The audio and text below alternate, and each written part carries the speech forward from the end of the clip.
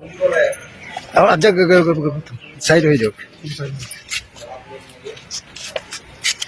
এয়া অসমবাসী বুলি কয় নহয় ইউটিউবৰ অসমবাসী এয়া কাংকান ক'লে হ'ল নাম আমি সুধিম তোমাৰ নাম ক'লে হ'ল।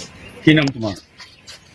মোৰ অনন্ত তাৰে আচল নামটো আৰু মোক মিচিঙত চবেই জিবুৰি বুলি চিনি পায়। মই এমাহ হৈ গ'ল এই বাইদেউবিলাকক নুসুধাকে মই ট্ৰেইনত কালেকশ্যন কৰিলোঁ।